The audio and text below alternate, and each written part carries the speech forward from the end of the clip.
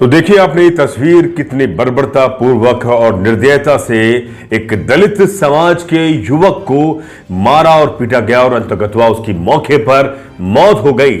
जी हां, मौत हो गई।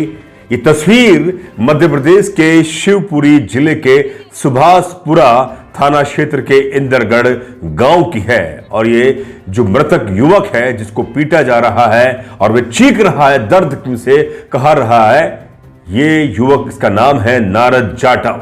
जी हां, ये अपने ननिहाल जाता है और वहां पर उसी गांव के धाकड़ जाति के सरपंच के बोरवेल से पानी पीने का उसे एक सामाजिक जुर्म कर लेता है। उस गांव में इस तरह से माना जाता है और उस गांव के धाकड़ जाति के लंपटों ने, गुंडों ने और असामाजिक तत्वों ने उसे घेर कर इतनी बेरहमी से मारा और पीटा कि उसकी मौत हो जाती है। सवाल है संविधान पर, सवाल संविधान पर इसलिए है और उस कानून पर है जो बड़ी बड़ी दलीलें देता है कि रक्षा करेंगे, सुरक्षा करेंगे, कानून है तो सब कुछ सबको न्याय मिलेगा। लेकिन क्या न्याय मिल पा रहा है कि गांव देहात के अंदर जो बर्बरता पूर्वक इस तरह की जो कृत्य और इस तरह के जुर्म, इस तरह के अपराध और इस तरह की जो हत्याएं होती हैं खासतौर पर दलित समाज के साथ, क्या वो क्यों नहीं रुक रही आजादी के 78 साल बाद भी? अभी एक दिन पहले संविधान दिवस मनाया गया। जी हां, संविधान दिवस 75वां, बड़ी बड़ी बातें की गई, बड़े बड़े संवैधानिक मूल्य, अधिकार, संविधान है तो सब कुछ है और सबको न्याय मिलेगा। लेकिन क्या जमीन पर गांव देहात में वो देखने को मिल पा रहा है? सवाल यही है। जो अपने आप को ओबीसी जातियां कहती हैं, सामंती जाति और किसान जातियां हैं, वह बढ़ चढ़कर अपनी जाति का घमंड दिखाती हैं गांव देहात में दलितों के ऊपर। आपने चाहे उत्तर भारत में हो, चाहे वो दक्षिण भारत में हो, चाहे पूर्वी भारत में हो, चाहे पश्चिम भारत में हो, तमाम हर जगह इसी तरह की तस्वीर आपको देखने को मिलेगी। गांव देहात में जो दुल्हों पर, घोड़ियों पर दलित समाज के युवकों को या दुल्हे को घोड़ी पर नहीं चढ़ने दिया जाता, उसमें कौन सी जातियां हैं आप चिन्हित करें। वो जातियां हैं जो आपके आसपास रहती हैं, जो किसान जातियां हैं, सामंती जातियां हैं, जो अपने आप को सरकारी दस्तावेज में, आधिकारिक दस्तावेज में अपने आप को ओबीसी कहती हैं, या वो सामान्य जाति भी हैं। कुछ ऐसी जातियां जो आज भी दलितों को जानवर समझती हैं, उन्हें मानव नहीं समझती और इस तरह से वो अपने हथियारों का इस्तेमाल करती है दलितों के साथ में, उनकी बहन बेटियों की इज्जत लूटने में, उनके साथ बलात्कार करने में, उनकी जमीनों पर कब्जा करने में वो किसी भी तरह का गुरेज नहीं करते और अपने हाथ में कानून ले लेते हैं। जी हां, ये तस्वीर, अगर इस तस्वीर को देखकर आपका खून नहीं खोलता तो मुझे लगता है कि आप इंसान नहीं हैं। और खासतौर पर दलित समाज के उन नेताओं से मेरा सवाल है कि आप अब कब बोलेंगे, कब उस जगह पर जाकर न्याय के लिए लड़ाई लड़ेंगे, कब व्यवस्था से सवाल पूछेंगे, कब सरकारों को घेरेंगे, उन नेताओं को, उन सरकारों को, व्यवस्थाओं को, जहां पर आप भी मोटी मलाई खा रहे हैं। सवाल एक गांव का नहीं है, पूरे भारत की तस्वीर इसी तरह से है। अभी हाल में दौसा में एक दलित समाज का युवक चुनाव जीतता है कांग्रेस से, उसे टिकट मिलता है, लेकिन जो दूसरा जो भाजपा से टिकट लेकर आते हैं करोड़ीलाल मीणा के भाई जगमोहन मीणा, और वहां से मीणा समाज का जो प्रत्याशी हार जाता है। लेकिन खासतौर पे मीणा समाज के कुछ लोगों को एक ऐसी बौखलाहट बसती है कि हमारा व्यक्ति कैसे हार गया और दलित समाज का व्यक्ति कैसे जीत गया, जबकि यह सीट तो हमारी परंपरागत है। डॉक्टर करोड़ीलाल मीणा बड़े नेता है और खासतौर पे मीणा समाज के कद्दावर नेता है।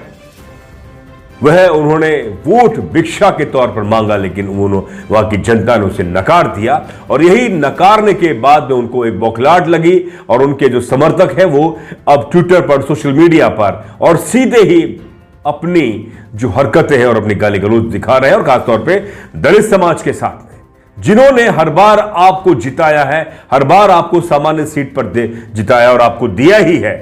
अगर वहां से एक दलित समाज का युवक जीत कर आता है तो उसमें किसी तरह की आपके अंदर गलतफहमी नहीं होना चाहिए, जबकि आपको उनका सम्मान करना चाहिए कि हां आप भी जीते और आपको भी हम नेता बनाएंगे। लेकिन ऐसा देखने को नहीं मिलता। मैंने कहा कि जो गांव की जो किसान जातियां हैं, सामंती जातियां हैं, जो किसी भी वर्ग की हो, चाहे वो आदिवासी वर्ग की भी क्यों नहीं हो, हम कागजों में बहुजनवाद के बड़ा बड़ा हम नारे देते हैं, हम दलितवाद और जय भीम की बात करते हैं, बाबा साहब की बात करते हैं, लेकिन कागज में तो दिखता है, लेकिन जमीन पर हकीकत जो आपने देखी इंदरगढ़ गांव की वो यही है। आज भी गांव के अंदर दलित समाज की महिलाएं सुरक्षित नहीं है। आज भी वो युवक सुरक्षित नहीं है जो अपने अधिकार के लिए संघर्ष करते हैं, क्रांति करते हैं, बदलाव की राजनीति की बात करते हैं, सामाजिक सुधार की बात करते हैं और उन लोगों से डटकर मुकाबला करते हैं जो आज भी अपने सामंती हुकूक दिखाते हैं। ये तस्वीर चीख चीख कर कह रही है डॉक्टर मोहन यादव, जो मध्य प्रदेश के सीएम है, चीफ मिनिस्टर है, कि आपका इकबाल खत्म है, आपकी सरकार काम नहीं कर रही है। अब आप आगे देखें कि जब ये तस्वीर सामने आई है, कुछ समय बाद पुलिस अपनी कार्रवाई करेगी, उन्हें गिरफ्तार करेगी और कुछ समय बाद ये लोग जमानत पर छूटेंगे और सबूत और गवाह नहीं मिलने के कारण ये बाहर भी आ जाएंगे और छूट भी जाएंगे और उस पीड़ित परिवार को इस तरह से डराया धमकाया जाएगा और पूरे समाज को डराया धमकाया जाएगा कि आप इस केस को वापस ले लीजिए। यह तस्वीर है। कोई कहता है ना SC/ST एक्ट के अंदर जो मामले दर्ज होते हैं वह 90% फर्जी होते हैं। मैं कहता हूं वो फर्जी नहीं होते। उस गांव में उस दलित समाज के युवक को, उन परिवार को रहना है, उस गांव की मेड़ से उनको निकलना है। जो गांव है, जो खेत हैं, वो सामंती जातियों के हैं, उनके वहां मजदूरी करता है। यह है तस्वीर गांव की।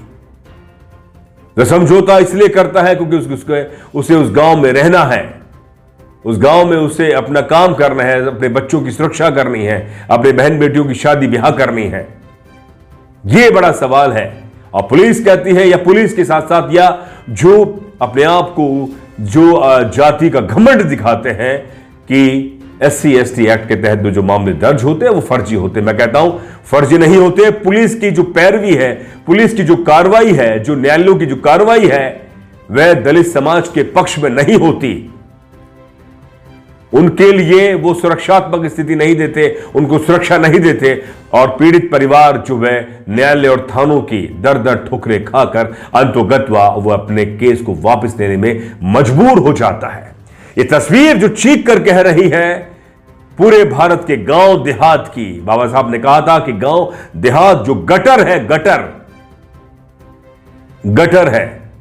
मैं फिर कह रहा हूं कि एक दिन पहले संविधान की बड़ी बड़ी बातें हुई कि संविधान ने आपको वो अधिकार दिए जिससे आप भारत की व्यवस्था से, सरकारों से संवैधानिक अधिकार पा सकते हैं, न्याय पा सकते हैं। लेकिन जब इस तरह की हरकतें हो और इस तरह का जुर्म हो, इस तरह का अत्याचार हो, तो वो न्याय कहां मांगेगा। गांव देहातों में आज भी दलितों की जमीनों पर कब्जा किया जा रहा है। वह दर दर भटकते हैं, पुलिस के पास पहुंचते हैं, पुलिस कार्रवाई नहीं करती, कलेक्टर के पास पहुंचते, कलेक्टर सुनता नहीं है। यह तस्वीर है। सवाल उन नेताओं से जो दलित, जो आरक्षित सीट से जीत कर जा रहे हैं, क्या उनके दिमाग में, क्या उनके जहन में, क्या उनको जरा सा भी इल्म नहीं होता कि मैं उस समाज का हूं जिन समाज के लोगों ने मुझे जिताया है। मानते हैं कि आप आरक्षित सीट से जीते हैं, आप पार्टी के चमचे हैं, चाटुकार हैं, लेकिन एक फर्ज तो बनता है आप अपने समाज के लिए भी काम करें। साथियों, मैं फिर कहूंगा कि यह तस्वीर ना केवल शिवपुरी की है, ना केवल इंदरगढ़ की है, ना केवल वो मध्य प्रदेश की है, यह हर पूरे भारत की तस्वीर है। और इस तस्वीर को कौन ठीक कर सकता है? इस तस्वीर को अगर कोई ठीक कर सकता है या आप भी इस या क्रिया के प्रतिक्रिया आप देते हैं, तो मुझे लगता है कि कानून आप अपने हाथ में लेते हैं। ये ठीक नहीं होगा।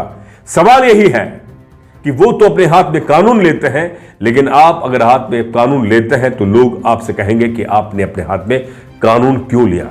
आखिर वो अपने बच्चों की, अपनी बहन बेटियों की इज्जत, आबरू कैसे बचाए, अपनी जमीन को कैसे बचाए? सवाल यही है। इस मुद्दे पर आपकी क्या राय है? आप लिखकर जरूर भेजिए। चैनल को अधिक से अधिक शेयर करें और चैनल को आर्थिक मदद करते हैं तो हमें और ज्यादा सशक्त और बेहतर पत्रकारिता करने के लिए हमें एक ताकत मिलती रहेगी। दीजिए इजाजत, बहुत बहुत शुक्रिया। जय भीम, जय भारत, जय